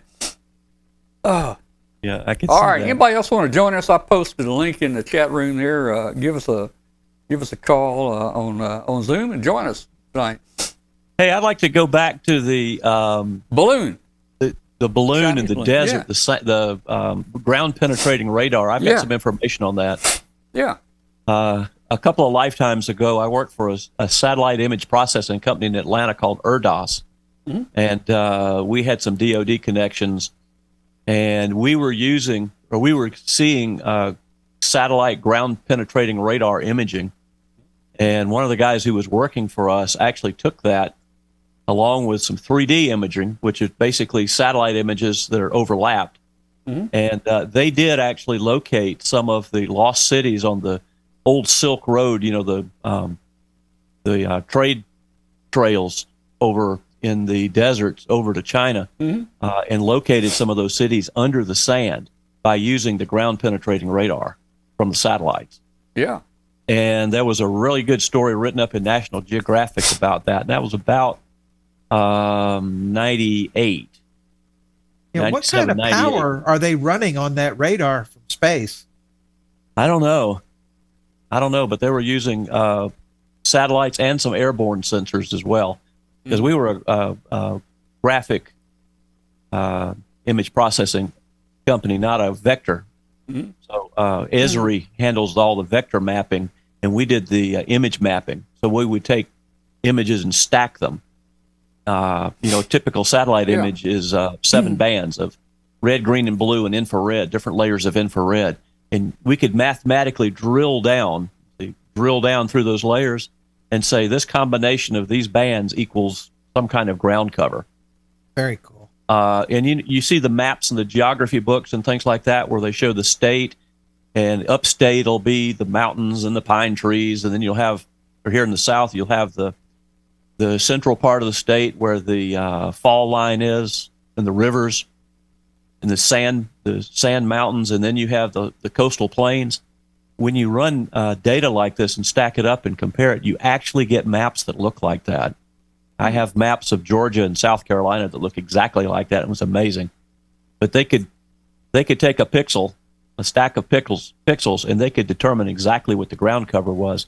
And what they would do is they would seed the map or seed the image and say this combination equals deciduous forest or paved road or brackish marsh. And they'd say, go search, and it would populate an entire map using that data.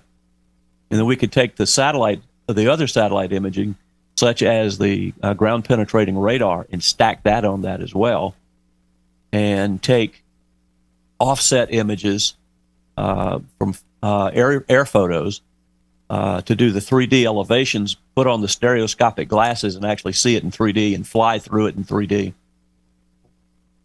But I joined the company right after the Gulf War started. And remember the bomb damage assessments that Storm and Norman used to do? And he said, Oh, yeah. here's what it looked like before we bombed them. Here's what it looked like afterwards. And see the difference? Yeah. That was our software. Oh, okay. very cool. Neat. That was interesting stuff back in the day. But yeah, the different kinds of flown radars, ground penetrating radars, are really very interesting. And needless to say, they work a lot. Back in those days, they worked a lot better in hyper arid soils, and that's how they were able to find these encampments on the old Silk Road, the old trading roads in the desert. Well, there's a lot of stuff out there, I'm sure, to be found, especially the Aztec stuff, and down in the jungles, and I mean, it's so spread out down here. There's so much stuff down here that people don't know where it is. Yeah, and Glenn, weren't you mentioning the astronaut Gemini astronaut who flew the Mercury, Gordon Mercury? Cooper. That's right, Gordon Cooper. There was a series on History or Discovery Channel about a treasure hunter. Yeah, Cooper's Treasure. Cooper's Treasure story Yes. about taking that information from Gordon Cooper and searching for shipwrecks that he supposedly found from his space flights. Yeah, theoretically, they're still working on another season of that, but it hasn't Really? seen the light of day yet. I love that show. It I was did too. really cool. I did too. Well, I grew up on Lake Murray in South Carolina, where Jimmy Doolittle taught his pilots to do their low-level flying, and their B-25s in Lake Murray. And I knew a guy who wrote his college master's thesis on recovering those aircraft back in the late 50s. And in the 90s, I guess it was, they actually pulled an aircraft out of that lake and out of the lake above Lake Murray in South Carolina using his method. Very cool. But my college roommate and I got wrapped around the axle on this because I lived on the lake. And we went up and we found the airstrip that they built to simulate the aircraft carrier deck up on Lake Murray in South Carolina. And then I had camped out on the island in the middle of the lake they used for bombing practice that was full of bomb fragments. They're practice bomb fragments. And after talking to one of our professors who was a fighter ferry pilot into the Pacific who used to fly, new aircraft over for him, he told us about a B-25 at an airstrip down on Sea Island, Georgia. After our economics class one day, we jumped in the car and drove down to Sea Island to see if we could find a B-25, only to find out that they had scrapped it the month before and hauled it off. Oh, wow. Oh, man. But we picked a spot in the lake where we, looking at the lake, and determined where we thought there'd be a good spot for an aircraft to be found based on making the bombing runs on this island and making the turns coming out. And there were stories when I grew up, all these old farmers out there farming the fields, plowing the fields, and they'd see an aircraft go down the lake. They'd go down to their John boat, go out and pick up the crew and bring them back in. But a U.S. Navy reserve group out of Virginia that does search and recovery actually came down to the lake one summer and pulled a B-25 out of the cove that we had forecast that it would be in, aircraft intact.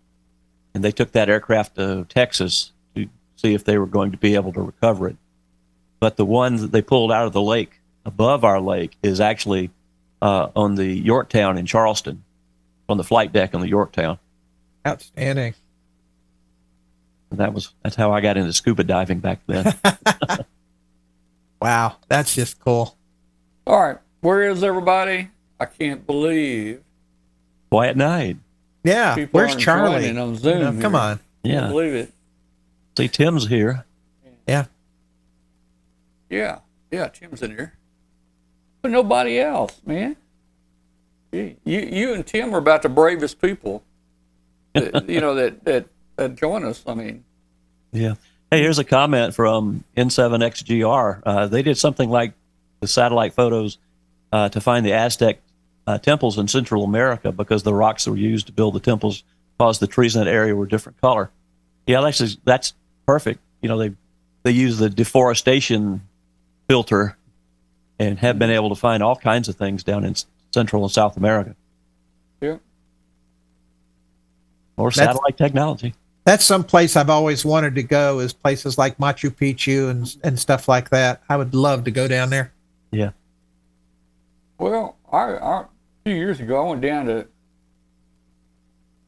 don't know which one, it was the Aztec village. Had a pyramid there in Mexico. I think it was in Mexico. That could give you a new spin on the term POTA, pyramid on the air. Anyway, that sucker was so steep. There were people climbing it. It was so steep, and it was so high. And, Kathy wanted to climb it, and I kept her, no, don't climb that thing. Don't climb it. I could see her get about halfway up there and then fall, man. I mean, it was steep, and they had a rope that went up to the top that people were actually hanging on the rope as they climbed it. Yeah, I'll do POTA from the top of a pyramid. That would really there you go. Yeah. Or Machu Picchu. Talk about a summit on the air. Yeah, there you go. Yeah. I'm sure somebody probably has done that. Oh, I'm sure they have. Now, where is that? What country is that in? Peru? Yeah, I think it's down in Peru. Is it in Peru? Way up in the mountains.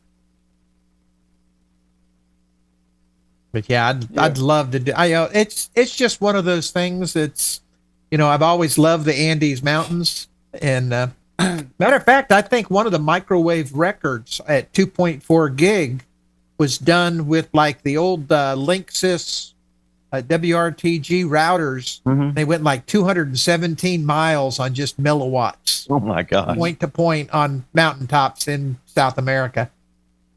Yeah, those routers are still very popular for amateur. Oh yeah, you mentioned you mentioned the Andes. One time I flew from Argentina to Chile. We crossed the Andes. It was kind of funny. The pilot came on and said, we're going to try to cross the Andes. He said, we're going to try to cross them. You're going to try to cross the Andes, huh? Well, you probably got a lot of updraft and stuff coming through there. I didn't think that was very nice of him to say. Yeah. Y'all pedal hard now. Yeah. We got Mike here. We got motorcycle cop, motorcycle man, Mike with us. Mike? There, he's still muted and getting himself set in. Mike? It takes Zoom a little bit to get in. I'm sure you were in some chases, man, with that motorcycle. How'd they go? Yeah, he's still muted. There he goes. You ever have a really fast one? Did you ever have a Well, I was in high-speed chases in 25 years, whether in car or motorcycle, but it's I've never been in one like you see on those ones on YouTube. Yeah. Oh, those are crazy. I'd hate to go that fast on a motorcycle, man. That thing don't have enough wheels on it. Enough metal around you. Amen. That's right, man. You're going to get your knees. Luckily, I didn't wind up in too many high-speed chases on the motorcycle. Most of the time I was in my car time. Well, I tell you, you're going to get your knees skin up on a motorcycle. if not more. I had a motorcycle once when I lived over in Arkansas. It was a Honda 350. I mean, I guess it was a street bike, but I made it a dirt bike basically. I lived kind of out in the country, a subdivision that was kind of out in the country. And at night there was cotton fields all around us, and I'd go out there at nighttime riding that bike out there, with the headlight on it, and rabbits would jump out there, and I'd chase them down the road, And I think one time I hit a cotton row or something, man. I just went right over the handlebars, man. Yeah. Oh, man. That's a heavy bike to be out in the dirt. Yeah. Well, do you guys know what a Can-Am is? Mm-hmm. The Can-Am. For the other guys that haven't seen it, this is... Let's see it. Let's hold it up here. A little higher. Let me put you full screen. There you go. There you go, right there. Let me put you full screen. Hang on. Wow. Hang on. That was in my former life. Hold it up again. I got you full screen now. You gotta say something if you gotta talk. Raise it up just a little higher, right there. Say something, Mike. You gotta talk. Oh, I've got to talk. You Okay, got to there I talk am. so it'll switch to you. There it is. Okay, there you are. There you are right there, man. Yeah, that was my former life. I have been retired for 25 years, so that picture is over 30 years ago. Oh, man. So, All right. So how fast did you get it up to? I want to know. I've been on over 100 miles an hour. 100 miles an hour. Yeah. And how And many you years? feel every one of those miles How an many hour. years did you ride? How many years did you do that? Trees are going by really fast when you're right there. Yeah. Yeah. Yeah. Right. I imagine so, man. Yeah. Woo. But, yeah, it doesn't seem like the last month. It was 25 years since I retired. So, and I put 25 years on the department. So I just realized that was 50 years ago I was in the academy. So Oh, man. that's making Well, me feel hey. old. You I must have know. I retired feel the young. same way. Hey, you know, I'm it was, yeah, hey, 50 years ago, I was in the service, man, you know, and just 50 getting out years ago, I was in high school. getting out of college, 50 years ago, I think I finished the service. But I'm going over to my college next month, and I'm going over to Russellville, Arkansas, to Arkansas Tech. The Arkansas River Valley Amateur Radio Association or something has their meeting, and I'm gonna do a presentation for them while I'm over there, and I'm hoping I can get in my dorm. I want to see my old room. I don't know if I don't know if I can get in here or not. If they'll let me. It's all remodeled. I mean, this building was brand new when I went there. It was brand new, and now I'm thinking, this sucker, Tom, that building. They probably tore it down. I'm thinking that building's 50 years old now. Jeez. Yeah. Yeah. But no, it's still there. It's still there. I can look at the Google map, and I mean everything is. I mean, most of that's still there. So That's anyway. like our campus here on Northern Michigan University. It's if you haven't been there in 25 years, you're not going to recognize it. Just about everything's been torn down and rebuilt. Well, it's grown a lot. It's got stuff there that we didn't have. Believe me. I was sorry Ben left. I was going to tell Ben. I said, Ben, now I'm going to see Ben. His area was, I think, that county, Polk County over there. And I was going to tell Ben, if you just tuned in, Ben is Arkansas. You probably saw that earlier. He was Arkansas State Police. He was in our chat room a while ago. But I was going to tell Ben that I'm going over next month. And, maybe put in a good word to some of the guys that are over there, because I might need some help. No, they're going to be watching for you. Yeah. Oh, man. No, you shouldn't have told him you were coming, because they're going to be watching for you. In fact, hey, Glenn, there's a YouTube chase on right now, Arkansas State Police, where they chased a guy through Arkansas Tech. Oh, wow. They chased, I had it pulled up here a while ago, and oh man, got to see the campus from the dash cam of a police car. And that's slick. Yeah. I saw my dorm and everything, man. I think I saw the window of my room. That's Wow. just cool. Yeah. Anyway, so Ben is in Pencil Bluff, Arkansas. I never heard of it. Pencil Bluff. But that's west of Little Rock, and it would be south of Russellville. Yeah, and that's not flat land out there. So, you're flying 180 miles an hour on them hills and stuff. That's going to get interesting in a hurry. Well, yeah, there at Russellville, they flooded that 70 years ago. Corps of Engineers came in, they built a dam on the Arkansas River right there. And they flooded, millions of acres between the mountains over there. There was actually houses and roads down at the bottom of the lake, where they flooded all that. And you got Arkansas Nuclear One over there. Last week in the show, I told everybody I visited Arkansas Nuclear One last month, and this is the result of that. If you want to know the story, go to last week's show.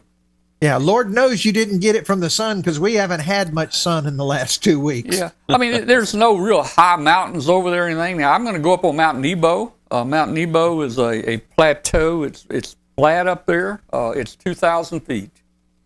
And I remember going up there when I was in college over there, and really windy road, up 2,000 feet, man. And I can remember racing down that thing. My roommate had a Chevy Super Sport. I had a little Buick Special. We raced down that road. I think my brakes got hot actually coming down that road. I think. Oh yeah. Yeah. Actually, one of my favorite places over there is Petty Jean Mountain in the state park out there. I love the hiking trails and everything through there. So that'd be a good POTA Well, site there's as well. Mount Nebo. It's great. You see the locks and dam down there. You see all the lakes. You can see for probably 100 miles, man. I mean, it's 2,000 feet, and they've got a repeater up there. The 2282 repeater is up there, and that's where Rick, some of the guys from Memphis here, they go over and do a VHF contest. They do the VHF contest. They go over there Nebo, and rent a little bungalow up there on the top of the mountain, and they set their antennas up at 2,000 feet and operate over there, and cook hot dogs and hamburgers, and have a good time. Oh no, I mean I love going over to the Ozarks and stuff. So yeah, that's actually probably going to be on my summer agenda this year. Yeah. Well, we're gonna go over there next month. Take about a week. Boy, it sure got quiet. What was that? What'd you say, Mike? Was it? Said something about it getting quiet. Oh. So But, we're gonna. now, Yep. We'll go over there. Yeah, that's what Rick's saying. That's the September VHF contest. VHF contest. Yeah. So we'll go over there next month. We're going to take about a week off. We're going to go over there, and then I think from there we're going to drive up to Branson, Missouri, which is a famous kind of a tourist type thing. There's lots of plays and shows and things, and we're going to jump on a train up there and ride it just about all day, north and south, and see the scenery and all that stuff. Yeah, Branson's a really neat place. We've been there, and it's where a lot of your older entertainers go to stay. Yeah. Oh yeah. They don't travel on the road from show to shows anymore. They build their theaters. Yeah. And they do a couple shows a day in their theater. You go to them. Right. Right. I think there'll be plenty to do there, plenty to see. Yeah, I haven't been to Branson yet. I've been to the Nixa Ham Fest, which is not too far from Branson, but I've yet to go to Branson myself. Branson is all on hills. Very cool. Yeah. Yeah. Well, it'll be a scenic drive from Russellville on up here through the Ozarks. Oh, yeah. That'll be fun, too. Yeah, I drove my wife works for Walmart, and when we were in Branson a few years ago, she wanted to go to Bentonville just to see where the headquarters is. Okay. So I looked at the map and I said, okay, it should take us about 90 miles, an hour and a half. Yeah, it's not to get there. only that far on the map, right? 3 hours later. Yeah, 3 days later. About that far on the map. Yeah. Yeah. Well. 3 hours. And then we had to get back for a show for Mel Tillis. And I said, boy, I don't know how we're going to make it. But we were in Sam Walton's original little store displays, and one guy that was working and volunteering, and he says, I'll tell you what. He says, don't go that way. Go this other way. We made it back in a lot less time. Yeah, Dave says it's a 4-hour drive. I guess that's. I was thinking maybe 3 hours from Russellville up. Probably 4 hours is probably closer to right from Russellville up to Branson. I'm guessing. I've been to Branson before. It's been a few years back, but I haven't been to Russellville in a long time. Many years. So I was going to say, it's probably been about 10 years for me. yeah, I got to go to the Old South. Man, the Old South is still there. That's a restaurant. Used to go there every week 50 years ago and get chicken and dressing. Boy, it was the best chicken and dressing. Mm-hmm. I don't think I'm not sure they have that anymore. The Old South is still there. You actually just take the actual town of Branson, and it's just a little small town. Yeah. On that way, all these theaters are about 5 miles down the road outside of town on the hills and every. But you just take the original town of Branson. I don't know if it's even 5,000 people. Yeah. Wow. Right. Well, I'm All looking started forward. by entertainer Roy Clark. I'm looking forward to eating a hamburger at Whataburger. Now, when I was in college, my My first year, there was no Whataburger, but they opened that up on the campus. Well, you know, we've got one right here in South Haven I know, now. and I understand it's still there after 50 years. Feltner's Whataburger. Now, I think they spell Whataburger different than this Whataburger, but still, it was good. It was good. Yeah, I never heard of a Whataburger. I guess I'm not. You never heard of Whataburger? Oh man, that's Never a heard of a famous. Whataburger. Yeah, they don't have any of those up here in the UP of Michigan.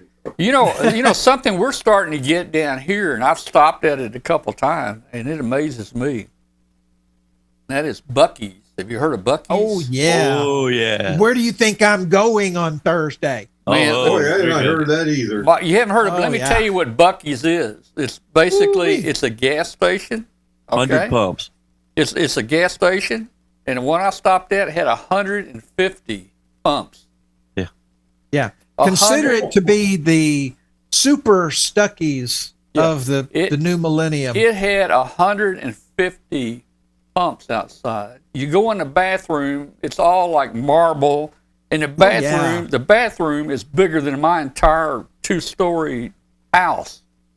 Yeah. Imagine a convenience store the size of a super Walmart. Yeah, exactly. it's as big as a super Walmart. It's called Buc-ee's. Oh yeah, gosh, it's I a think- wonderful place. I tell you what, the Chinese may have been trying to get pictures of Buc-ee's. I don't know, man. They probably were. But let me tell you. Yeah.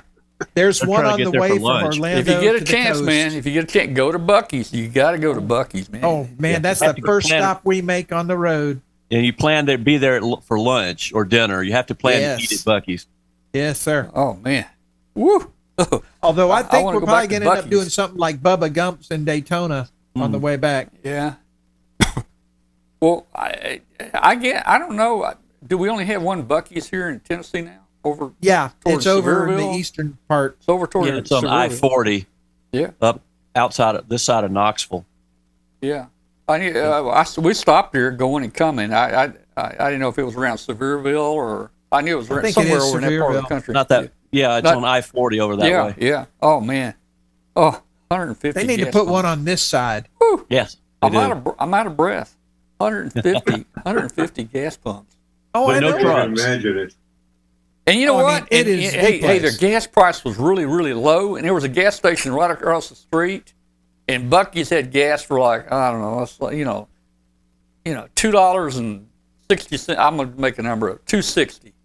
And a little gas station right across the street from Buc-ee's, they had gas for like $3.89. Yeah. Oh man. Can't compete against that kind of volume. Well, we have a Buc-ee's between here and Atlanta that we hit, and there's a Love's truck stop across the street from there, Yeah. and they're always competing for price. Well, I kind of like Love's. It's kind of a neat place, but ain't nothing matches Buc-ee's. No. Nothing. Not at all. No. No. Geez, I wonder if they'll put anything up way up north here.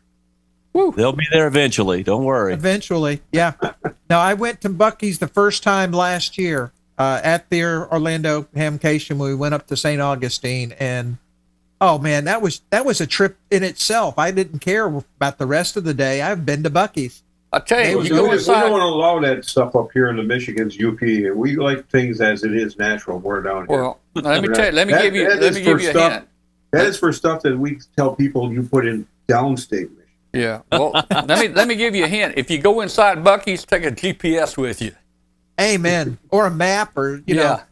send up smoke signals or something, or Yeah. leave breadcrumbs so you can get in and out of the place. Everybody used to joke that us in the Upper Peninsula were 20 years behind everybody's times, and that's just the way we liked it. Now, Oh, unfortunately, everybody's hearing about us.